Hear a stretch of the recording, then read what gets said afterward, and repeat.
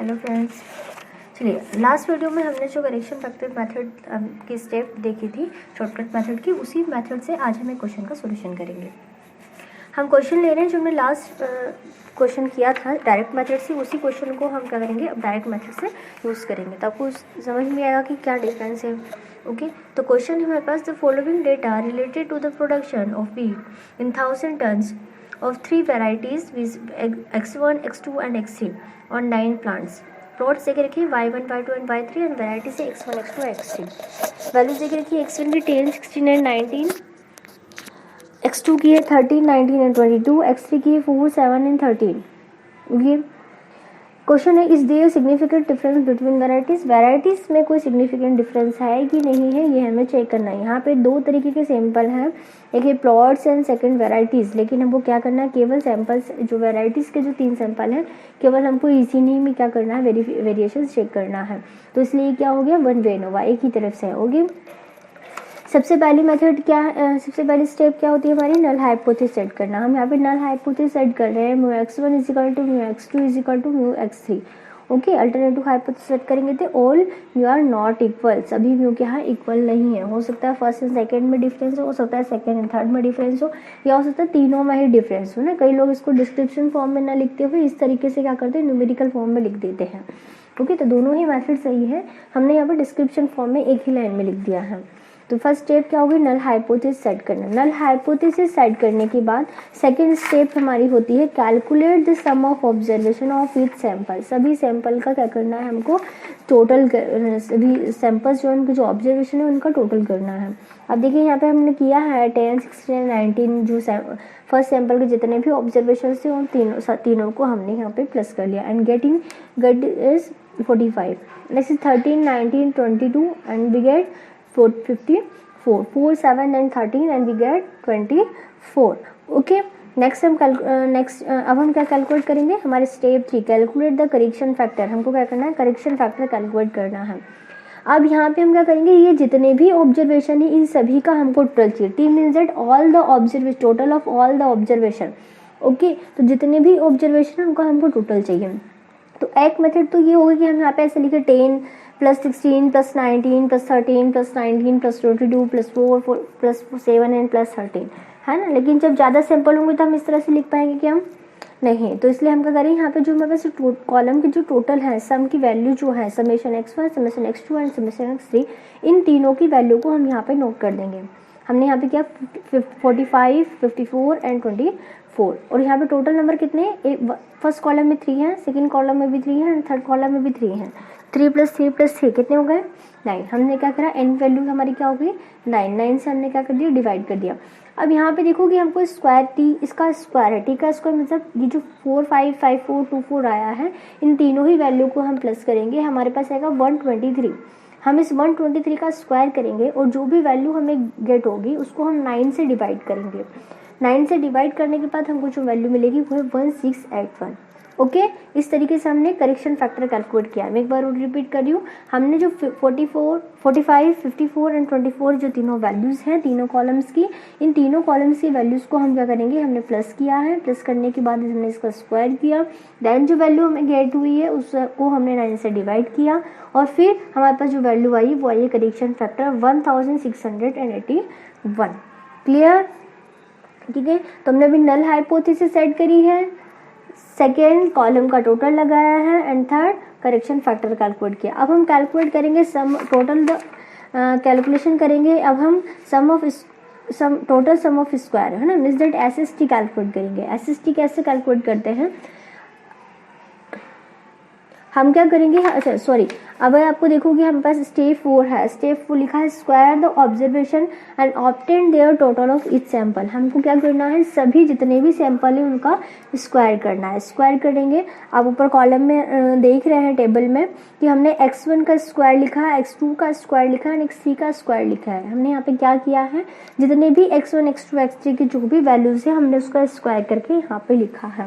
Like that 10 का square 100, 16 का square 256, 19 square is 361, 13 square is 169, 18 square is 361, 22 square is 484, 4 square is 16, 7 square is 49 and 13 square is 169। Okay, और फिर next जो last 3 column है हमने इन तीनों का क्या कर लिया, सम कर लिया हम। और यहाँ पे इन तीनों ही कॉलम के सम का भी ग्रैंड सम हमने कर लिया। नीचे आप देखो SST लिखा हुआ है, SST में हमने क्या किया, ये जो हमने जो स्क्वायर के जितने भी कॉलम बनाए हैं उन तीनों ही कॉलम का हमने क्या कर लिया है, प्लस कर लिया है। और इसमें से करेक्शन फैक्टर वैल्यू को क्या कर दिया हमने, लेस कर दिया। तो हमारे पास वैल्यू आ गई है SST की वैल्यू। ओके, नेक्स्ट कैलकुलेट करेंगे हम SSC। SSC किस तरीके से कैलकुलेट करते हैं हमने जो हमको जो क्वेश्चन में जो तीनों जो कॉलम दे के रखे हैं, वेराइटीज के जो 3 सैंपल दे के रखे, X1 X2 X3। ओके, इनका हमने टोटल जो किया हुआ है वैल्यूज क्या है, 45, 54 एंड 24।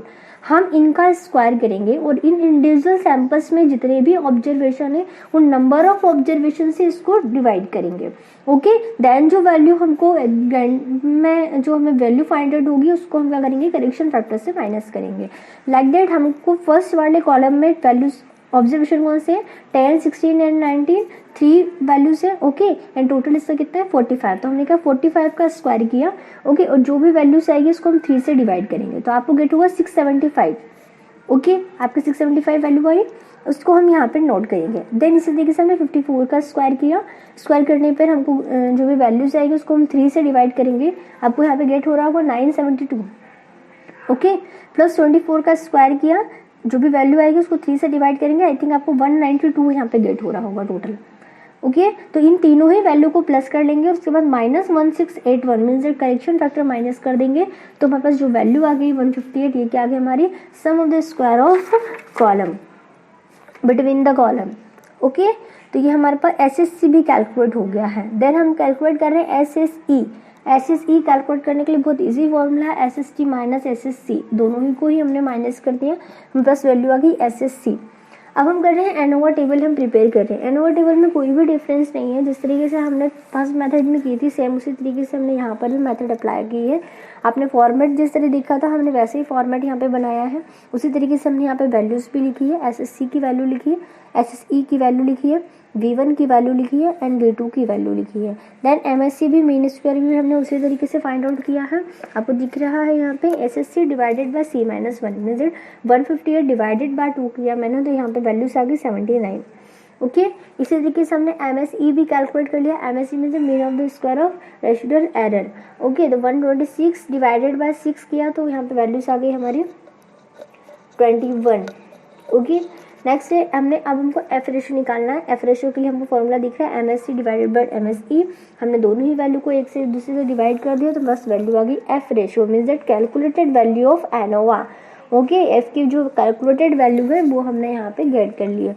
एक बार और हम रिवाइज करते हैं कि हमने एनोवा की calculated value correction factor method से, शॉर्टकट मेथड से कैसे कैलकुलेट करी है।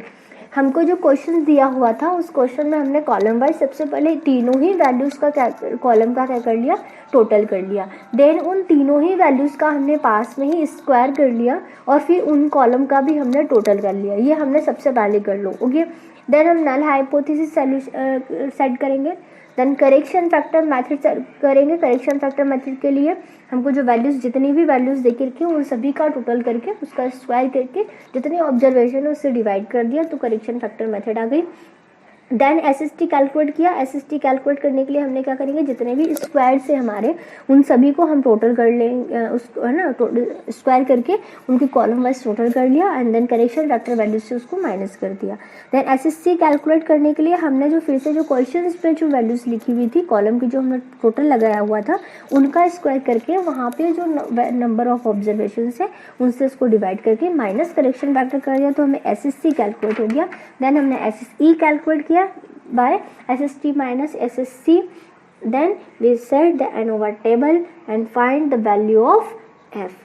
ओके, देन है नेक्स्ट है हमको क्या करना है, टेबल वैल्यू चाहिए। टेबल वैल्यू क्या है, हमको फर्स्ट डिग्री ऑफ फ्रीडम दिख रहा है 2 and second degree of freedom दिख रहा है 6। वैसे आपको याद होगा लास्ट वैल्यू में, लास्ट क्वेश्चन में हमने जो एनोवा की जो वैल्यू देखी थी टेबल में उसी तरीके से हम यहाँ पर भी देख रहे हैं। ओके, आप ये चार्ट है आपके सामने, आप इससे क्या कर सकते हो, इस वैल्यूज़ को देख सकते हो। ऊपर रो में आपको क्या देखना है 2 एंड नीचे कॉलम में डिवाइड में आपको क्या मैसेज करना है 6। ओके ना, नॉमिनेटर डिनोमिनेटर से भी आप इसको समझ सकते हो जो हमने F रेशो में कैलकुलेट किया है। नेक्स्ट है हमारे पास ना, ये हमने टेबल वैल्यू कैलकुलेट कर, टेबल वैल्यू भी यहाँ पे नोट कर ली है। देन कैलकुलेट वैल्यू आ गई एंड टेबल वैल्यू आ गई। अब क्या करेंगे, दोनों को कंपेरिज करेंगे, एनालाइज करेंगे कि कौन सी वैल्यू बड़ी है एंड कौन सी छोटी है। हम देख रहे हैं बस क्रिटिकल वैल्यू जो है, टेबल वैल्यू जो है एफ की, वो क्या है, ग्रेटर है बाय कैलकुलेटेड वैल्यू।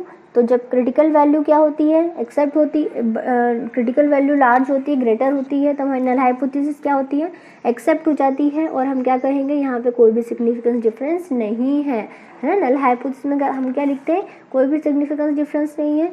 तो ओके, यहाँ पे हम लिख सकते हैं। अब चाहो तो जैसे न्यूमेरिकल फॉर्म में हमने हाइपोथेसिस बनाते समय लिखा था, सेम वैसे भी ले सकते हो, या इस तरह डिस्क्रिप्शन फॉर्म में भी आप इसको नोट कर सकते हो। ओके, तो आपने one way ANOVA by direct method and by correction factor method, दोनों ही मेथड से आपने देख लिए हैं। नेक्स्ट मेथड में, नेक्स्ट वीडियो में हम टू वे एनोवा कैलकुलेट करेंगे। ओके है ना, इसकी स्टेप को देखेंगे एंड देन उसको कैलकुलेट करेंगे।